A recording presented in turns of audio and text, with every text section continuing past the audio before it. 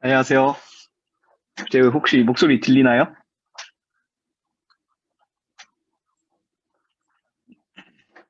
아, 네. 시작할게요. 예. 안녕하세요. 저는, 바람이 25기 17학번 신수종학부 김상인입니다. 예. 여러분, 잘못 들어오신 거 아닙니다. 신수종학부인데, 여기에 왜 있느냐? 어, 저는 융합전자공학부를 다중전공을 하고 있어서 여기에 있습니다. 예, 오늘 하게 될, 강의의 주제는 신입생을 위한 공학 용어 정리와 팁. 이게 잘 파악이 안 되실 텐데 어떤 주제인지 대충 보여드리도록 할게요. 자, 목차는 이런 식입니다. MCU, MPU 이런 거 무엇인지 그리고 저희 장기 세미나 중에 아두이노 세미나도 있을 텐데 그런 거가 MCU인데 그런 거랑 좀 다르게 라즈베리 파이라는 것도 있거든요. 그런 거가 MPU예요. 그래서 작품을 11월까지 만들어야 되는데 이 중에서 어떤 거를 사용해야 할까? 그거에 대해서 얘기할 거고 그 다음에는 어, 여기에 연결할 회로, 즉, 음, 아두이노만 있으면은 회로가 안 짜여질 거 아니에요? 그러니까 여기에 저항도 어떻게 연결해야 할까? 그 다음에 어떤 뭐 센서를 넣어야 할까? 이런 얘기를 할 거고, 그 다음에 그런 센서들을 뭐 아무렇게나 꽂으면 안 되니까 데이터 시트에 따라서 꽂아야 돼요. 그리고 거기에 올릴 프로그래밍 언어 같은 거, 어떤 거를 사용해야 하고, 그다음에 웹 같은 거를 보면은 여러 가지 생소한 단어들이 있을 수 있을 거예요. 그래서 제가 신소재공학부였다 보니까 맨 처음에 이 동아리에 들어왔을 때 선배님들께서 조언을 이렇게 해주잖아요. 이 작품을 뭐 이렇게 해봐라, 저렇게 해봐라. 근데 제가 기본적인 용어조차도 알아듣지를 못해서 되게 헤맸던 기억이 있어서 꼭 신입생들이라고 뭐 전작과 신입생들이라고 해서 이런 것들을 다 알지는 못할 수도 있겠다라고 생각해서 혹시 도움이 될까 싶어서 이 강의를 준비했습니다. 자, MCU와 MPU에 대해 설명드릴게요. 자, MCU는 마이크로 컨트롤 유닛의 줄임말이에요. 그리고 MPU는 무엇이냐? 마이크로 프로세서 유닛의 줄임말입니다. 그래서 보면은 하나의 칩이 모든 명령을 처리하는 게 MCU고 MPU는 다양한 칩이 각각의 기능을 수행한다. 이렇게 써 있는데 다음 페이지를 보면은 MPU와 MCU의 그러니까 간략한 그림이에요. 그래서 MCU 같은 걸 보면은 아까 하나의 칩이 모든 명령을 처리한다. 이게 무슨 말이냐? CPU, 그 다음에 EEPROM, 그 다음에 입출력, 인풋 아웃풋, 그 다음에 뭐 플래시 메모리, SRAM 이런 것들이 다 하나의 그 칩 위에 올라가 있는 거죠. 그래서 MCU 혼자서 이 기능을 다 수행할 수 있는데 MPU는 우리가 쉽게 생각하는 컴퓨터라고 보면 돼요. 칩 위에 뭐 모든 게 다 올라가 있지를 않고 CPU를 구매를 했으면은 뭐 저장 장치도 따로 넣어야 되고 그렇잖아요. 아니면 예를 들어서 뭐 마우스도 따로 연결하고 뭐 이런 식으로. 그래서 또 다른 차이점은 MCU는 운영체제가 없다. 즉, MCU는 어떤 뭐 우리가 아는 윈도우, 리눅스 이런 운영체제가 없고 여기 제조사에서 만든 어떤 코드를 집어넣을 수 있는 그 프로그램을 통해서 그 코드를 칩 위에다가 바로 넣는 거죠. 그리고 그 어떤 식의 코드를 넣느냐 하면은 맨 처음에 세팅을 넣고 뭐 예를 들어서 어떤 핀은 어떤 용도로 사용할 것이다. 이런 용도를 설정하고 그 다음에는 루프를 계속 도는 거예요. 똑같은 기능을 계속 처리하는. 그래서 보시면은 주로 단순한 기능을 반복적으로 수행시키기 위해 사용한다. 이게 어떤 말이냐면은 굳이 그 고연산이 어려운 연산이 필요 없이 반복적인 단순한 일, 예를 들어서 습도가 얼마인지 1분마다 한 번씩 측정해 온다던가 아니면은 뭐 자동 출입문에서 사람이 왔는지 안 왔는지를 뭐 센서로 이렇게 감지하는데 여기에 대단한 칩이 필요가 없잖아요. 근데 이거는 반복적으로 일정한 주기를 가지고 계속 수행해야 되는 그런 거죠. 그게 MCU입니다.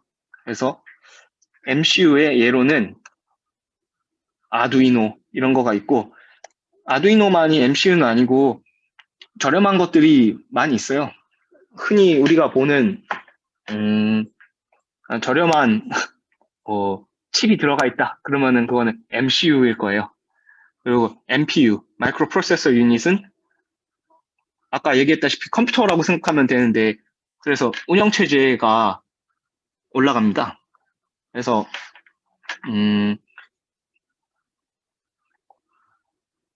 그 MPU는 일반적으로 MCU보다 코어나 이런 것도 많고 스레드도 많기 때문에 다수의 프로세스를 동시에 수행이 가능합니다.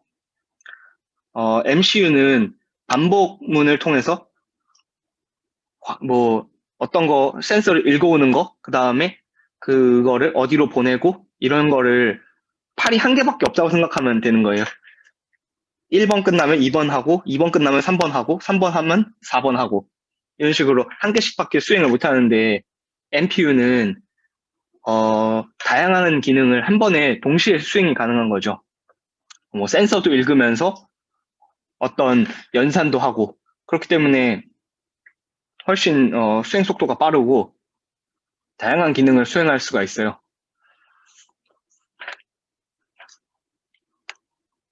그래서 이 얘기를 왜 하느냐 하면은 많은 학생들, 그러니까 많은 회원들이 작품을 할 때 이 아두이노나 라즈베리를 많이 활용하게 됩니다. 왜냐하면은 그나마 진입장벽이 좀 낮고 전자컴퓨터 동아리이긴 하지만 납땜 같은 것도 많이 하는 동아리다 보니까 이쪽으로 작품을 만드는 선배님들이나 동기들, 뭐 회원들이 되게 많았어요. 그래서 맨 처음에 얘기했다시피 MCU의 대표적인 예로는 아두이노가 있고 MPU의 대표적인 예로는 라즈베리 파이가 있어요. 그래서 아두이노를 작품에서 사용해야 할 때는 언제냐? 뭐 센서 값 읽기 등의 단순한 작업, 연산이 크게 필요 없고 반복적인 작업. 그리고 이 아두이노의 장점이라 하면은 라이브러리가 많아요. 라이브러리가 많다는 거는 이거를 어떤 기능을 구현해 놓은 약간 블록 같은 게 많은 거죠. 그래가지고 남의 거를 그대로 갖다 써서 그 어떤 기능을 수행할 수 있는 거죠. 그리고 이 작품을 많이 전세적으로 많이 사용을 합니다. 그래서 커뮤니티도 엄청 활성화돼 있고 외국인들도 엄청 많고 유튜브에도 엄청 많이 있어요. 그래서 제가 한 몇 년 전에 봤던 작품은 아두이노로 식물을 좋아하시는 분이었는데 식물 이 땅이 너무 건조해지면은 물을 줘야 되잖아요. 근데 그거를 자동화하려고 하셨던 거죠. 그래가지고 이 흙이 습도가 어느 정도 이하로 떨어지면은 그때 아두이노를 통해서 물을 주는 그런 작품을 만들었었던 사람이 있었어요. 그래서 그런 거는 크게 뭐 어려운 작업이 아니잖아요. 땅의 습도를 읽는 센서 그런 거 값을 받아와서 설정한 값과 비교하고 그 값보다 작으면은 물을 주는 어떤 모터를 작동시킨다던가 아니면 어떤 방식으로 물을 줬겠죠. 그런 식으로 아두이노를 사용하고 그다음에 라즈베리 파이 경우에는 여기 보면은 램도 올라와 있고 그 다음에 기가빗, 이더넷, USB 3, USB 2, HDMI 포트, USB-C 뭐 파워풀 프로세서 이렇게 있는데 보다시피 이 아두이노에 비해서 연산 능력이 훨씬 뛰어납니다. 그래서 라즈베리 파이를 사용해야 할 때는 언제냐면, 뭐, 서버가 따로 없고, 이 아두이노 단에서 어떤 판단을 해서 그 즉시 어떤 명령을 내려야 될 때, 그때, 라즈베리를 사용하면 됩니다.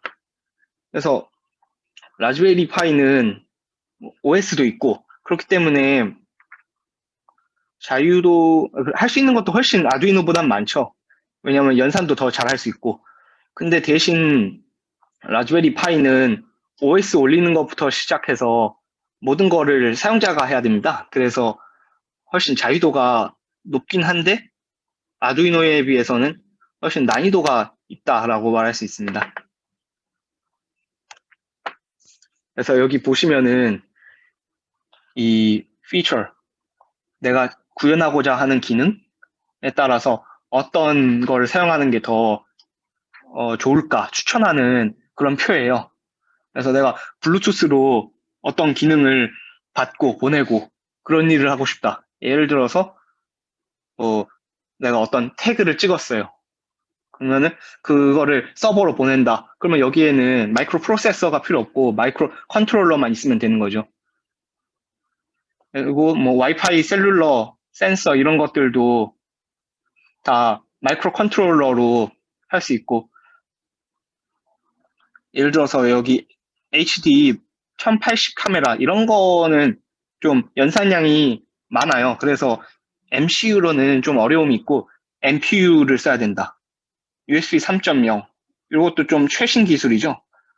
그 트랜스퍼 속도가 아주 빠른 그런 USB의 종류이고 이런 식으로 특별히 성능이 많이 필요한 게 아니라면은 마이크로 컨트롤러가 작품을 만드는 데 있어서 더 좋은 솔루션이다라고 말할 수 있을 것 같아요.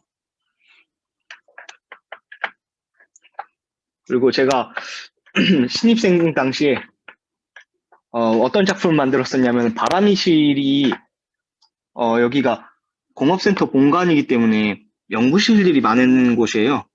그래서 원래 여기에 동아리 방을 잘 안 주는데 어떻게 해서 동아리 방을 이런 곳에다가 얻게 됐어요. 그래서 여기도 다른 연구실과 같이 세콤에 이 도난 방지 그런 시스템이 적용이 돼 있어요. 그래가지고 허가가 된 인원만 문을 열고 닫고 할 수 있게, 즉 잠글 수 있게 그리고 열 수 있게 돼 있는 거죠. 그래서 신입생 같은 경우에는 이 아이디가 등록이 안 돼 있어서 혹시 아무도 없으면은 들어올 수가 없게 됐어요. 그래가지고 톡방에다가 저 누구 한 명만 열어주세요 하고 열어줄 때까지 기다리는 그런 일이 많이 발생했거든요. 그래서 제가 그 당시 만들었던 건 뭐냐면 그 헛걸음 하기 전에 즉 닫혀 있는지 열려 있는지 모르고 한번 도박을 해보기 전에 이게 닫혀 있는지 열려 있는지를 뭐 핸드폰이든 컴퓨터든 알 수 있다면 그러면은 닫혀 있으니까 저 한 10분 뒤에 갈 건데 혹시 오시는 분 있나요?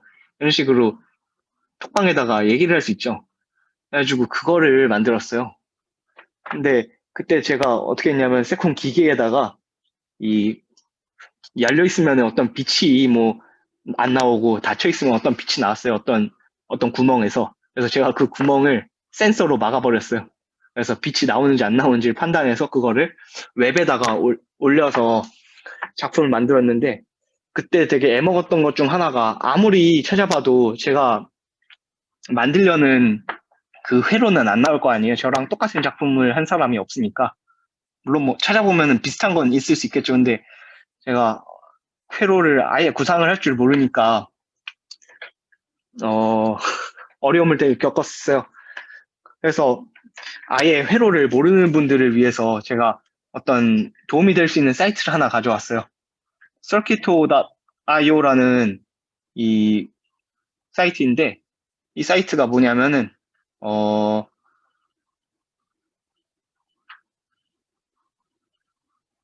잠깐만요.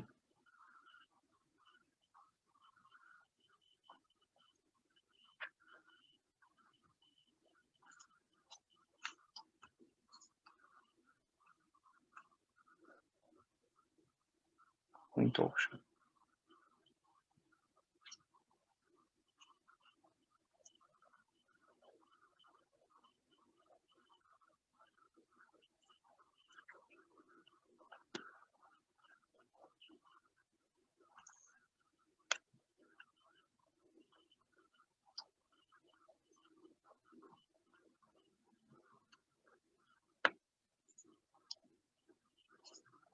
혹시 화면 보이나요, 지금?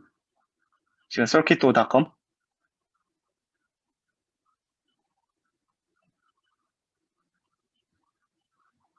예, 제가 한번 보여드리도록 할게요. 이 사이트가 어떤 곳인지. 예, 일단 먼저 말씀드릴게요. 이곳은 완전 무료이고 영어로 돼 있어요. Go to app 이걸 누르면 뭐 자기 약관을 동의해라. 동의하면 됩니다. 그리고 여기 다양하게 네, 다양하게 인스트럭션이 나와 있네요. 그래서 우리가 쓰려고 하는 컨트롤러, 그래서 아두이노도 있고 라즈베리도 있고 한데, 예를 들어서 아두이노 메가를 사용하겠다 하면 이거를 드래그하면 돼요. 이렇게 그러면은 이렇게 드래그가 됩니다. 그리고 여기에 어떤 걸 올려볼까?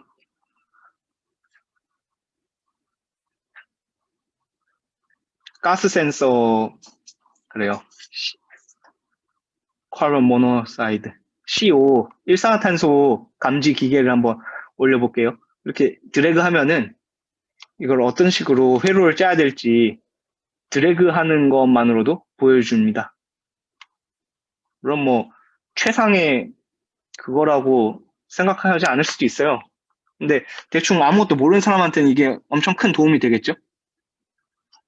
여기 보시면은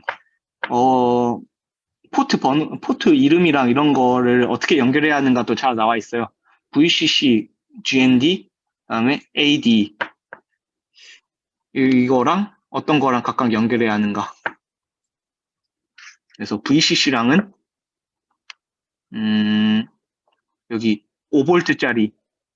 그래서 이게 좋은 점이 뭐냐면은 보니까 5V 연결한 거 보니까 이 센서는 입력 전압을 5V를 받나 보네. 이렇게 알 수 있는 거죠. 이게 아셔야 될 게 이 센서들이 다 5V만 받는 게 아니라 3.3V를 받는 그런 소자들도 있어요. 그래서 VCC가 볼티지 그 전압을 넣는 곳, 그 다음에 GND가 그라운드, 그래서 0V인 거죠. 그리고 AD 요거가 신호선이라고 보면 돼요. 그래서 신호선을 어디에 연결했느냐?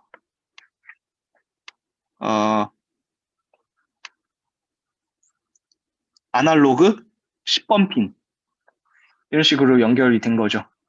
그래서 여기에 다양한 소자들이 많아요.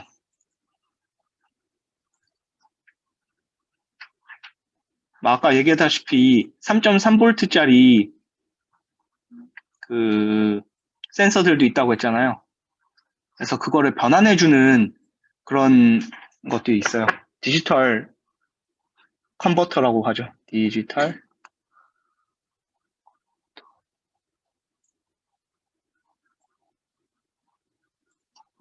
여기 있었는데.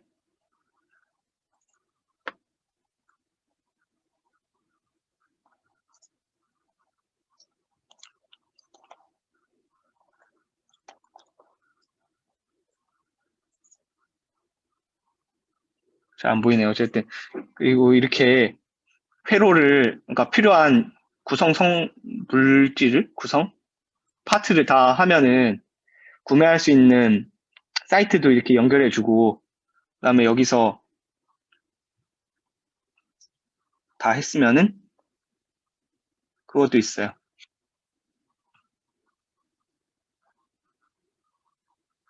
로그인을 하시면은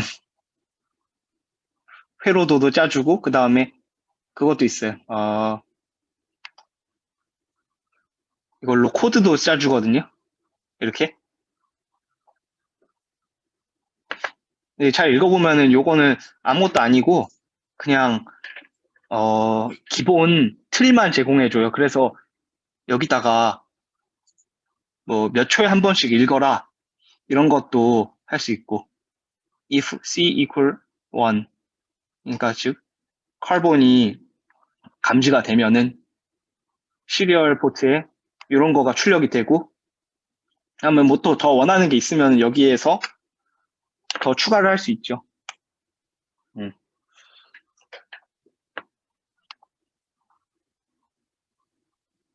그래서 이런 것이었고, 이런 사이트입니다. 그래서 잘 활용하시면 좋을 것 같고, 아까 제가 컴포넌트를 추가를 했었는데, 여기 예를 들어서 자이로미터를 제가 쓰려고 해요. 근데 이거를 그냥 아무렇게나 꽂아놔도 되는가?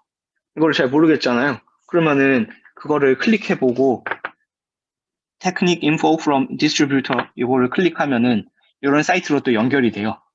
여기서 소자 이름을 클릭하면은 Download Data Sheet 이렇게 데이터 시트도 열람할 수가 있어요. 근데 이 데이터 시트가 뭐냐면은 제조사에서 제공을 하는 설명서 같은 거예요. 그래서 우리 회사에서 만든 이 소자를 사용하기 위해서는 하드웨어적으로는 어떤 식으로 사용해야 하고 이거를 어떤 소프트웨어랑 연결해가지고 쓰면 좋다. 이런 가이드예요.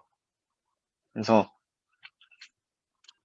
이 데이터 시트에는 주로 어떤 게 나와 있느냐 하면 이 센서는 얼마만큼의 한계치가 있다. 무한정 높은 전압을 걸을 수가 없고 무한정 높은 온도에서 작동을 할 수 있는 게 아닐 거 아니에요.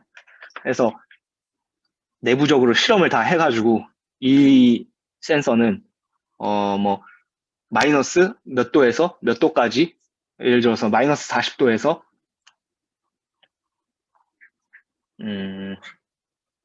마이너스 40도에서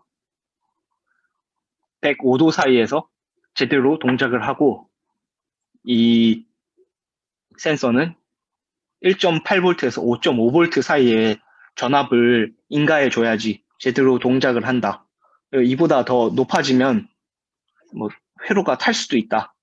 이런 정보를 제공할 수 있어요. 그래서 데이터 시트에 물론 다 읽으면 좋죠. 근데 저희가 중심적으로 봐야 할 거는 작동 전압, 중요하죠. 특히 작동 전압이랑 전류. 여기에는 전류를 얼마만큼 견딜 수 있고 몇 볼트의 전압을 견딜 수 있다. 이런 거를 알아야지만 이 센서나 이 부품을 사용할 때 어떤 저항을 사용해서 전류랑 전압을 컨트롤할 수 있죠. 예를 들어서 그러니까 우리가 짠 이 회로가 5볼트로 동작을 하는데 3.3볼트로 동작하는 이 소자가 꼭 필요해요. 그러면은 어떤 뭐 회로를 짜서 이 전압을 낮춰서 3.3볼트로 만든 다음에 그거를 공급을 해줘야지 제대로 된 성능을 뽑을 수 있어요. 그리고 또 중요한 게 많은 사람들이 놓치는 것 중에 하나가 납땜 온도예요. 그래서 납땜을 주로 많이 하게 되실 텐데 이거를 작품으로 고르면은 납땜 온도가 유연납이라는 게 있고 무연납이라는 게 있어요. 유연납이 좀 몸에 안 좋긴 한데 낮은 온도에서 잘 녹고 무연납이 몸에는 좀 덜 나쁜데 녹는 온도가 좀 높아요. 그래서 인두기를 좀 높은 온도에 설정한 다음에 녹여야 되는데 이 인두기가 보다시피 많은 소자들의 리미트를 넘어가요. 그래서 이거를 오래 대고 있으면 안 되고 뭐 400도 인두기가 400도면은 400도에서 30초 견딜 수 있으면은 30초 이내로 끊어서 해야 되는 거죠. 납땜 한번 30초 이내에 한번 딱 하고 좀 식히고 또 딱 한번 하고 또 식히고 안 그러고 계속 인두기를 대고 있으면은 이 소자가 내부 온도가 높아져서 연결돼 있던 것들이 제대로 연결 불량이 날 수가 있고 그렇게 되면은 삽질로 가는 지름길이 되거든요. 왜냐면은 분명 이론적으로는 이게 잘 동작을 해야 되는데 막상 딱 꽂아서 봤더니 제대로 동작을 안 해. 아니면은 어디가 잘못됐는지를 모르겠어요. 그러면은 이게 다 찾아봐야 되거든요. 그래서 삽질을 줄일 수 있는 가장 쉬운 방법 중 하나가 데이터 시트를 잘 읽고 잘 따라서 하는 거예요. 이 왼쪽에 보이시는 거가 그 얘인 거죠. 이거는 어떤 센서였던 거, LED였어요. 이게 화이트 LED, 백색 LED인데,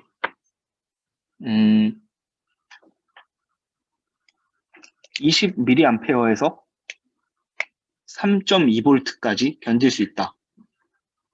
그래서 4V까지 견딜 수 있고, 티피컬리 보통 20mA를 걸면은 3.2V가 걸린다. 뭐 이런 식인 거죠.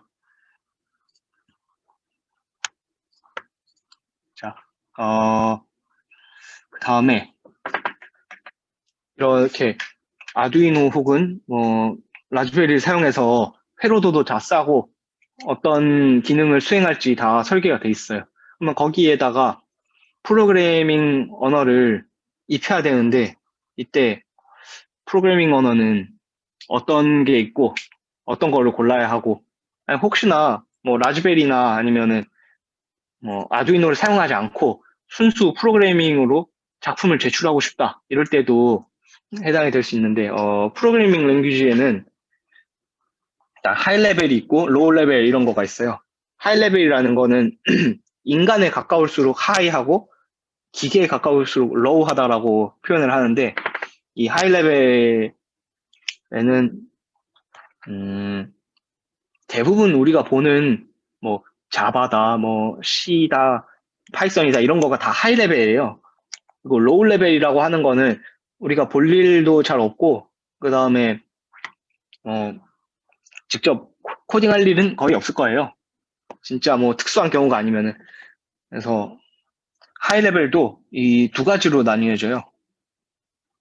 Object Oriented와 Procedural Oriented 나뉘어지는데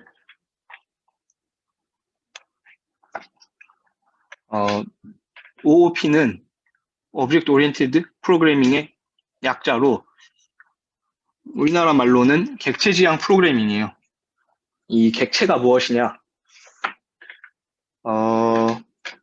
객체라고 하면은 그냥 뭐 대상인 거죠. 예를 들어서 한양대학교 아니면은 서울 이런 식으로 하나의 개념을 객체라고 볼 수 있고 클래스라고 하죠.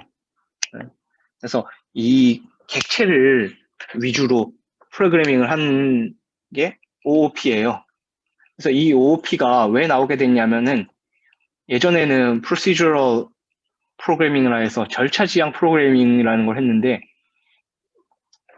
우리가 많이 아는 C 언어가 대표적인 절차 지향 프로그래밍이에요. 그래서 절차 지향 프로그래밍은 메인 함수가 있고 그 다음에 함수들을 미리 선언해 놔요. 그리고 그 메인 함수에서 1번 함수, 2번 함수, 3번 함수 순서대로 실행을 하고 이 실행이 다 끝나면은 이 전체 프로세스가 끝난다. 이런 식으로 순서가 이렇게 돼 있는 거죠. 그래서 절차 지향이고 프로세스가 함수 단위로 진행된다. 근데 이런 식으로 옛날에 프로그래밍을 했었는데 이 프로시저로 절차 지향에 문제점들이 몇 개 있었던 거죠. 프로시저럴 프로그래밍은 메인 함수에서 순서를 잘 지켜서 해야 되다 보니까 여러 사람이 요즘 프로그래밍 하는데 그런 협업에 적합하지 않은 거죠. 왜냐하면은 뭐 어떤 한 부분을 바꿨으면은 다른 부분에도 영향이 갈 수 있고 그 다음에 다 같이 합칠 때 문제가 생길 수가 있거든요. 그래서 이런 절차 지향 프로그래밍은 뭐 혼자 한다던가 아니면 간단하고 소규모 프로젝트에 주로 사용을 하게 돼요. 물론 절차 지향이니까 클래스 객체가 없고요. 근데 OLP가 등장하게 된 이유가 이런 절차 지향의 문제점 때문에 등장을 하게 된 거죠. 협업에 적합하지 않고 이 절차 지향 프로그래밍이 짜기가 좀 인간적이지 않다라고 표현할 수가 있죠. 인간적이지 않다는 거는 이 논리 체계가 인간이 생각하는 방식과 좀 다르다는 말이에요. 그래서 좀 부자연스러운 과정이라고 생각돼서 좀 사람의 사고방식에 가까운 객체지향 프로그래밍이 등장하게 된 거예요. 사람의 사고방식에 가깝다는 거는 예를 들어서 우리가 한양대학교라고 하면은 한양대학교 안에 여러 가지가 있죠. 뭐 한양플라자가 있고 기숙사가 있고 이런 식으로 그리고 뭐 이렇게 묶어서 생각을 많이 하게 된단 말이에요. 예를 들어서 procedural programming에서는 뭐 어떤 함수 하나의 이름이 겹칠 수가 없어요. 그래서 뭐 고양이가 달리는 거 cat run 그다음에 개가 달리는 거 dog run 이런 식으로 따로 다 함수 이름이 따로 있어야 되고 같은 동작을 하는데 대상만 다른 그런 함수들이 다 따로 필요하기 때문에 효율적이지 않게 돼요. 근데 OOP는 이 동물이라는 예를 들어서 객체 안에 개도 있고 고양이도 있고 뭐 코끼리도 있고 사자도 있고 이런 식으로 어떤 변수들도 포함할 수 있고 그 다음에 달린다, 잔다, 먹는다, 뭐 쉰다 이런 식으로 여러 가지 함수들도 포함할 수 있게 돼요.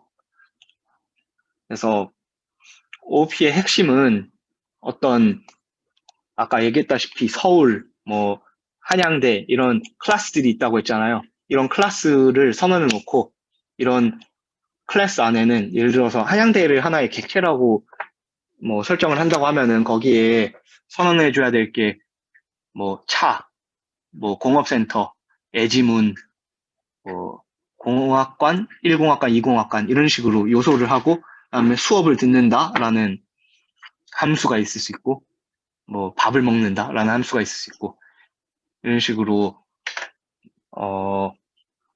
클래스를 생성하고 인스턴스를 사용해서 할 수 있는 거죠. 그래서 인스턴스 그러니까 클래스랑 인스턴스가 뭐냐면은 클래스는 어떤 설계도라고 생각하면 되는 거고요.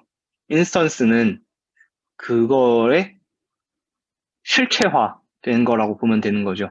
예를 들어서 차를 만드는데 설계도를 클래스라고 하고 분홍색 차, 빨간색 차, 뭐 파란색 차, 뭐 휠이 큰 차, 휠이 작은 차 이런 식으로 커스터마이징 할 수 있는 이런 것들을 다 인스턴스라고 할 수 있는 거죠. 그래서 실제로 우리가 그러니까 프로그래밍에서 사용하게 되는 거는 인스턴스를 사용하는 거죠. 클래스는 약간 요약도 이런 거고. 그래서 OOP는 대형 프로젝트에서 주로 사용하게 되고 요즘 추세가 많이 되죠. 그래서 하이 레벨에는 이런 거가 있다. 로우 레벨에는 어셈블리랑 머신 랭귀지가 있는데 어셈블리는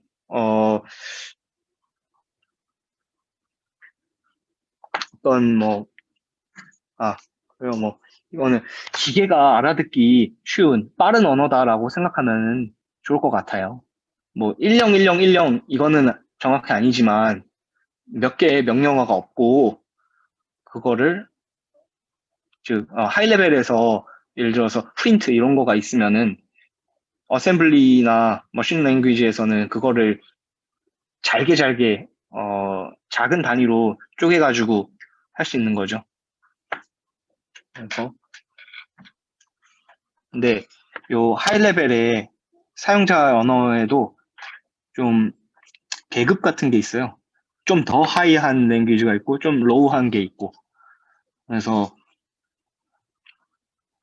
대부분 우리가 보는 하이 레벨 랭귀지가 요 하이스트 레벨이랑 좀 하이 미들 레벨 랭귀지라고 볼 수 있어요. 그래서 많이 요즘 유행이 하는 파이썬 같은 거가 엄청 하이 레벨이라고 하는데 그 이유가 뭐냐면은 파이썬이 유행을 하게 된 이유가 좀 쉬워서예요. 왜 쉽냐? 어, 그러니까 이 언어 자체가 조금 인간과 비슷하게 된 거죠. 생각하는 거라던가 아니면은 뭐 허용하는 것들이 인간에 가까운 거죠. 그래서 인간에 가깝기 때문에 프로그래밍 랭귀지를 코드를 짤 때 좀 코드를 생각해내기가 좀 더 자연스럽고 쉽게 돼요. 근데 그 대신에 단점도 또 존재를 하게 되죠. 인간과 가까워지게 되면서 기계랑 멀어지게 되니까 이 파이썬은 특히 인터프리터 언어라고 하는데 그 인터프리티드 랭귀지는 뭐냐면은 제가 이 기계한테 이 코드를 통해서 바로 명령을 하는 게 아니라 파이썬을 한 번 더 거치게 되는 거죠. 제가 인터프리터 중간에 있는 애한테 파이썬 코드를 보내면은 걔가 그거를 번역을 또 해서 기계에다가 명령을 하게 되기 때문에 인터프리터 중간에 어떤 번역해주는 애가 있다라고 얘기를 하죠. 그래서 한 명이 더 있게 되니까 저 밑에 있는 애들보다 속도가 느리게 돼요. 근데 요즘 원체 뭐 프로세서들이 빠르기 때문에 그 프로그래밍의 효율성 이런 걸 더 많이 따지게 된 거죠. 그 단순 실행 속도보다. 그래서 요거보다 좀 로우 레벨에 있는 게 우리가 많이 아는 그 C++입니다. 그래서 C랑 C++은 언제 쓰면 좋으냐면 실행 속도가 많이 중요한 그런 곳에서 쓰면 좋아요. 그래서 우리가 아는 그 OS 같은 것들은 특별히 인간이 코드를 봐야 될 필요가 없고 그렇기 때문에 실행 속도가 엄청 중요하단 말이에요. 그래서 C랑 C++은 우리가 운영체제를 코딩할 때 많이 쓰게 됩니다. 자, 분야에 따른 프로그래밍 언어.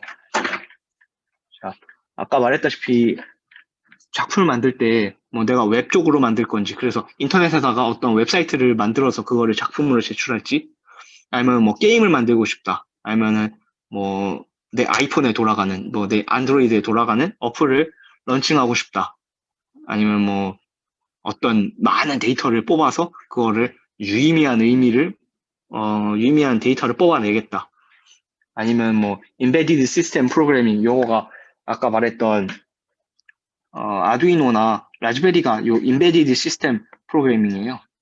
그래서 이런 식으로 각 분야마다 좀 강한 언어들이 있어요. 그래서 웹이라고 하면은 이렇게 많은데 그 요즘 트렌드는 HTML, CSS, 자바스크립트라고 할 수 있어요.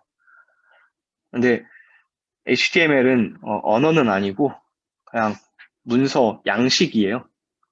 근데 필요는 한 부분인 거죠. 이게 제일 쉬워요. 이게 웹을 시작할 때 요거부터 시작해서 요 순서로 공부를 하시면 되고 그다음에 아두이노나 라즈베리 같은 경우에는 하드웨어에 가까운 어, 명령을 해야 되기 때문에 C 언어를 사용하게 돼요. 어떤 핀에서 어떤 출력을 내보내고 여기서는 센서를 읽어오고 이런 거를 하다 보니까 직접적으로 하드웨어를 컨트롤할 수 있는 언어들이 몇 안 돼요. 그래서 C 언어를 사용하게 됩니다. 그리고 요즘 머신러닝 뭐 많이 하잖아요. 여기서 사용하는 언어가 파이썬이에요. 파이썬에는 이 많은 라이브러리들이 존재해요. 그래서 어떤 구현해 놓은 것들이 많기 때문에 그거를 갖다 쓰기 아주 용이하기 때문에 파이썬이 이렇게 급부상하게 된 거죠. 커뮤니티도 크고, 그 다음에 자료도 많고, 그리고 유용한 기능들도 많이 구현해 놨기 때문에 갖다가 쓰면 되기 때문에 이 진입 장벽이 좀 낮은 거죠. 어떤 작업을 할 때. 자, 이제 마지막으로 웹 관련 용어를 설명을 해드릴게요.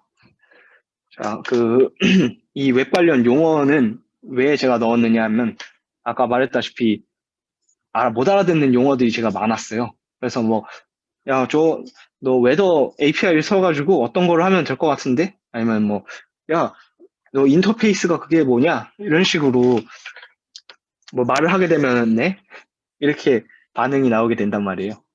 그래서 그런 거를 미리 몇 개만 알면은 좀 웹서핑을 하던가 아니면은 정보를 얻는 데 더 수월할 것 같아서 몇 개만 정리를 한번 해보도록 할게요.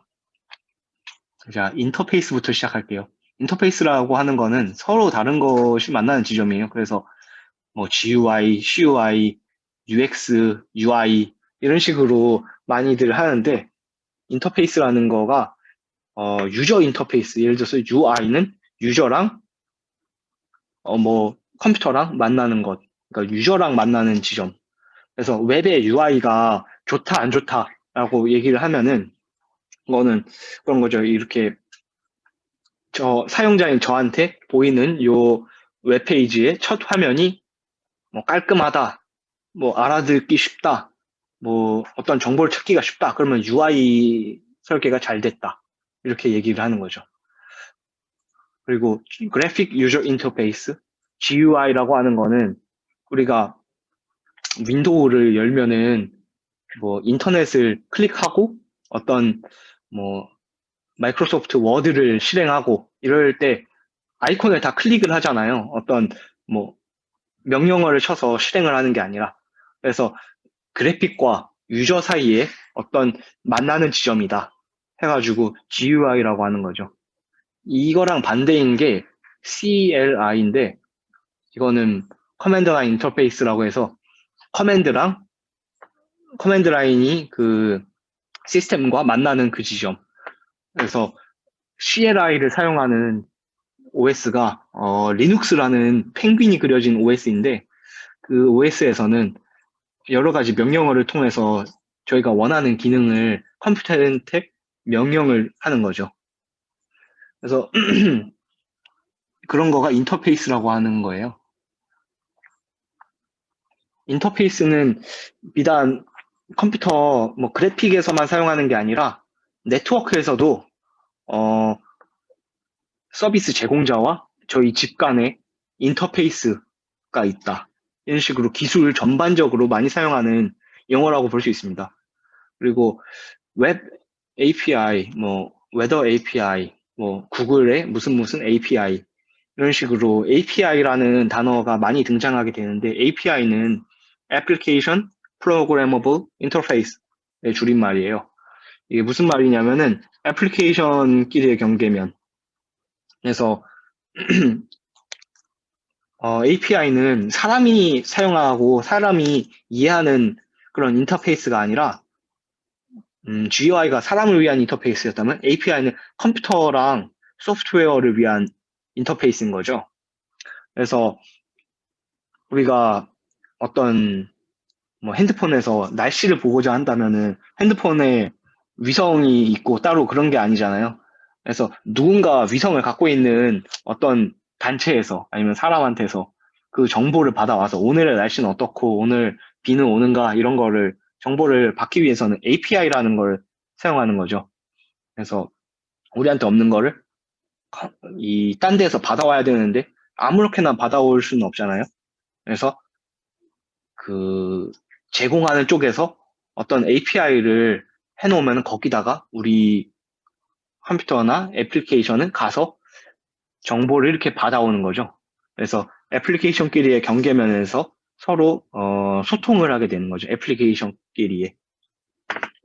그런 거를 API라고 합니다. 그리고 프레임워크라는 거는 프로그램을 만드는 플랫폼인데 이게 주로 웹에서 많이 보이게 될 거예요. 프레임워크라는 거는. 프레임워크랑 비슷한 게 라이브러리인데 이 둘은 비슷하면서도 차이점이 존재하는데 그게 어떤 차이점이 있냐면은 라이브러리는 제가 주체가 되는 거고 프레임워크에서는 프레임워크가 좀 주체가 되는 그런 형식이에요. 그게 잘 이해가 안 될 텐데 어떤 거냐면은 라이브러리는 도서관 같은데 제가 가가지고 책을 이렇게 빌려오잖아요. 그러니까 제가 어떤 라이브러리를 사용할지 정해가지고 뭐 A 라이브러리를 가져와라. 그 중에서 뭐 B 함수를 써라. 이런 식으로 제가 주체적으로 다 결정을 해서 프로그램한테 넘길 수 있는 거죠. 근데 프레임워크는 이 규칙이랑 형식을 가지고 있어요. 그래서 뭐 이 상황에서는 어떤 거를 해야 되고 만약에 어떤 웹페이지를 만들고 싶으면은 1번 파일, 2번 파일, 3번 파일, 4번 파일을 뭐 알아서 원하는 대로 작성해 놓고 약간 은행 같은 거죠. 은행은 저희가 뭐 계좌를 개설하고 어떤 뭐 입금을 하게는 해주지만 마음대로 하게는 안 해주잖아요. 뭐 계좌를 개설하려면은 어떤 동의서도 써야 되고 어떤 뭐도 있어야 되고 이런 식으로 규칙과 형식을 가졌어요. 그래서 그 규칙 내에서 마음대로 하게 해주는 그런 거를 프레임워크라고 합니다. 그래서 웹 프레임워크의 예로는 React, Vue 이런 프레임워크가 있는데 이런 프레임워크는 자바스크립트를 뭐 기반으로 자바스크립트 순수한 자바스크립트는 좀 못생겼어요. 그래가지고 리액트나 뷰는 우리가 보는 이쁜 웹을 만들어주는 그런 프레임워크라고 할 수 있는 거죠. 순수 바닐라 자바스크립트가 아니라. 그래서 그런 거가 프레임워크였어요. 그리고 프로토타입. 프로토타입은 뭐냐? 처음부터 우리는 완성품을 만들지를 않아요. 왜냐하면 이게 잘 될지 안 될지도 모르는데 어떻게 디자인까지 완벽하게 한 다음에 그 다음에 테스팅을 하겠어요. 그래서 우리는 프로토타입이라는 시험용, 견본용으로 하나 만드는 거죠. 기능에 중심을 맞추고 모양 같은 거는 따지지 않는 그런 거를 프로토타이핑 했다라고 할 수 있어요. 그래서 이거는 웹에서만 사용하는 그런 용어가 아니라 아두이노 같은 것도 뭐 예를 들어서 어떤 회로를 만들어요. 아니면은 우리가 어떤 전자제품을 만들어서 팔려고 해요.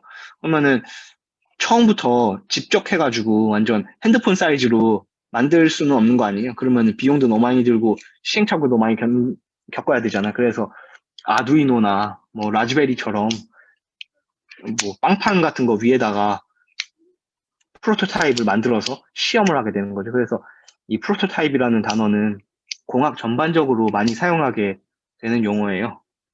그리고 네이티브 앱이라는 거는 최적화된 언어로 만들어진 앱이에요. 그래서 우리가 잘 알잖아요. 그 안드로이드랑 애플은 서로 좀 다르다. 이 안드로이드 같은 경우에는 자바를 사용하고 이 애플 쪽은 옛날에는 Objective C라는 걸 사용했었는데 요즘은 Swift라는 걸 사용하는 것 같더라고요.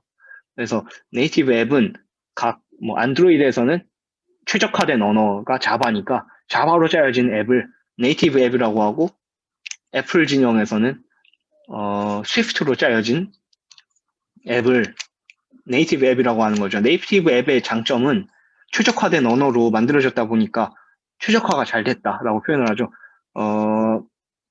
원활하게 돌아가고 충돌이 잘 안 일어나게 되고 좀 빠른 그런 장점이 있어요. 근데 요즘 나오는 것들은 예를 들어서 어떤 게임을 런칭을 해야 되면은 안드로이드용을 만들어야 되고 아이폰용을 만들어야 되는 번거로움이 있어요. 그래서 일을 2번 하게 되는데 그런 거를 한 번에 해결하고자 좀 성능은 떨어지지만 둘 다 만족할 수 있는 하이브리드 앱이라는 것도 많이 사용합니다. 뭐 성능을 많이 필요로 하지 않는 단순한 근데 양쪽 진영 다 만족시키고 싶은 경우에 하이브리드 앱이라는 걸 사용하게 되죠. 그리고 웹에서 엄청 많이 등장하게 될 단어 중에 하나가 프론트엔드, 백엔드인데 나는 프론트 개발자야. 나는 백 개발자야.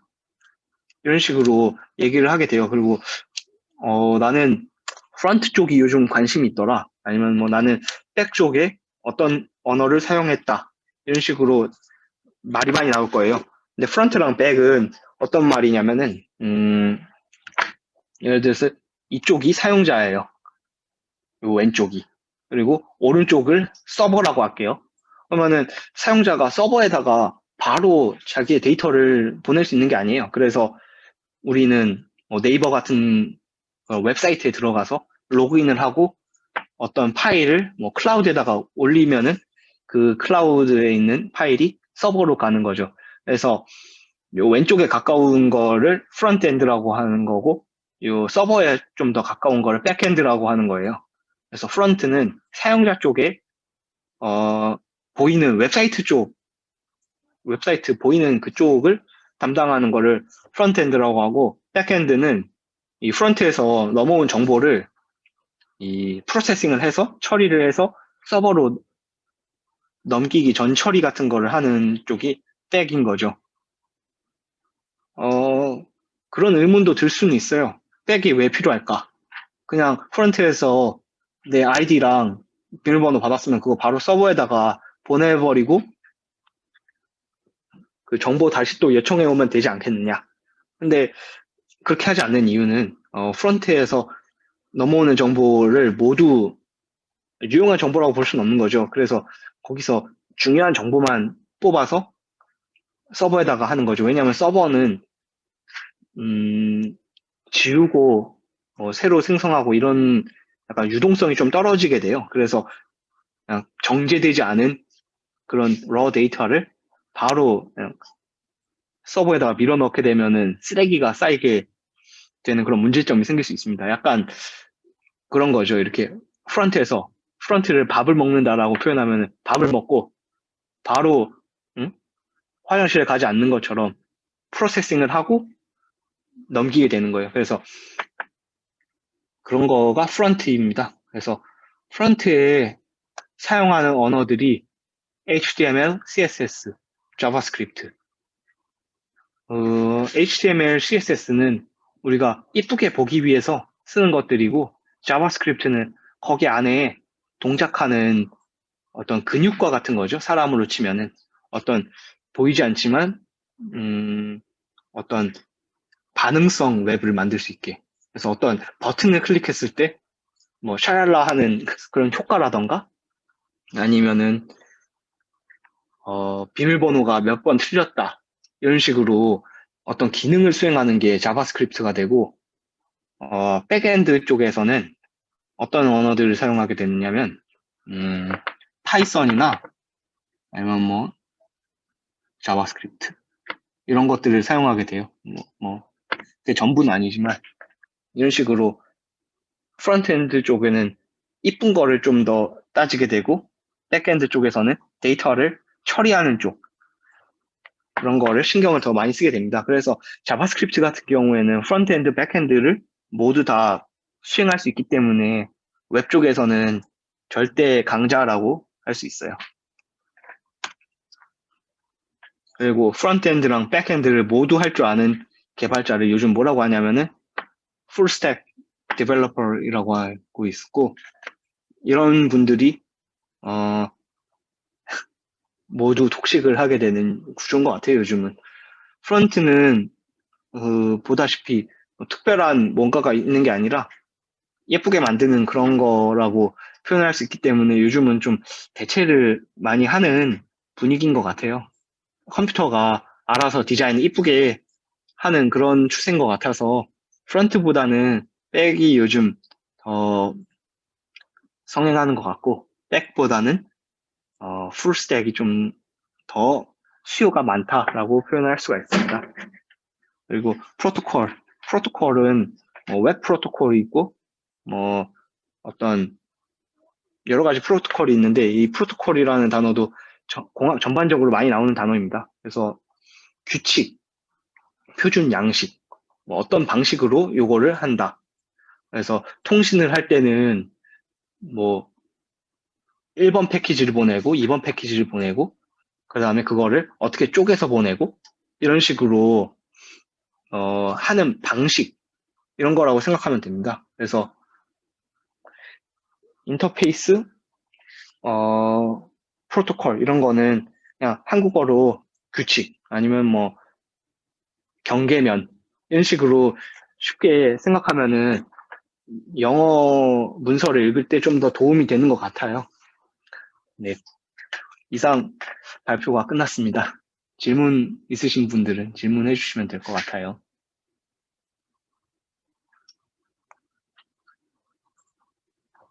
질문 있으신가요?